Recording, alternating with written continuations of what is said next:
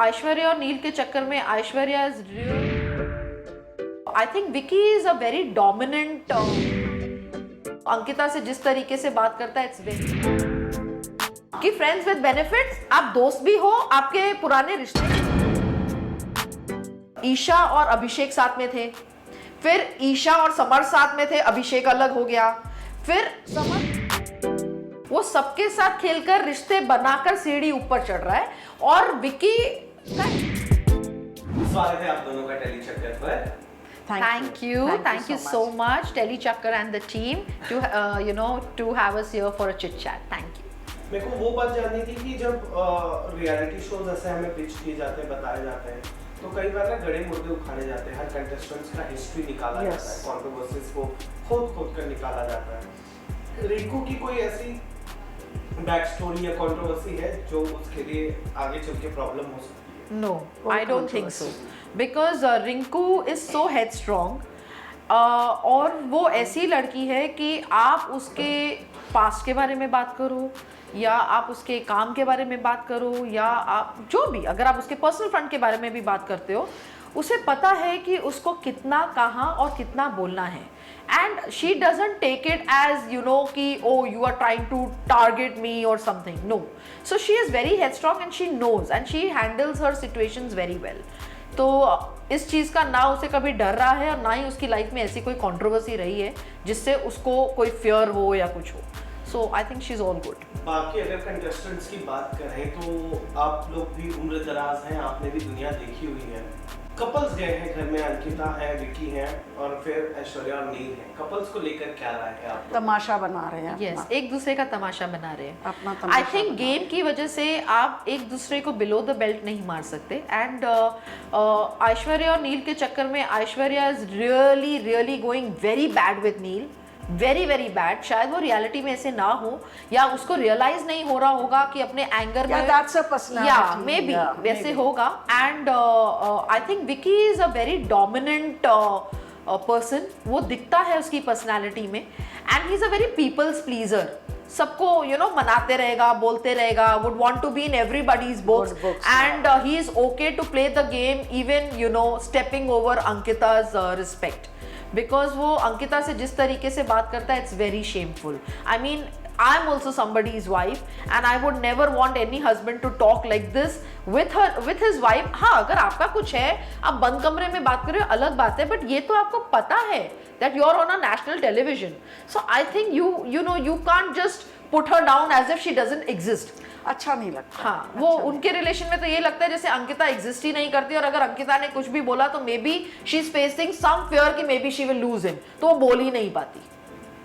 तो अगर रिश्ते को लेकर आप लोग इतना सेंसिटिव थॉट रखते हो तो मेरे को अब डर ही लग रहा है कि मैं ईशा, अभिषेक और सामर्थ के बारे में कुछ पूछूं भी। उनका तो रिलेशन ही नहीं है। वो कहते हैं ना कि अपने आप को दिखाने के लिए एक दूसरे को, it's like friends with benefits.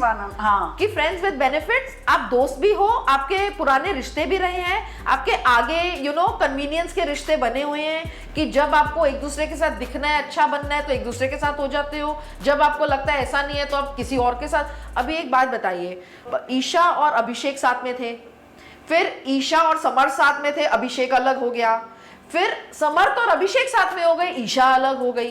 So basically they are just using each other. Isha और समर तो एकदम फेक है। वो तो अभिषेक फिर भी बच्चा, क्यूट बच्चा है। अभिषेक इज, आई थिंक इन तीनों में अभिषेक सबसे जेन्युइन है। वो एग्रेसिव नेचर उसकी जरूर है, but I think is a very genuine guy. Yes.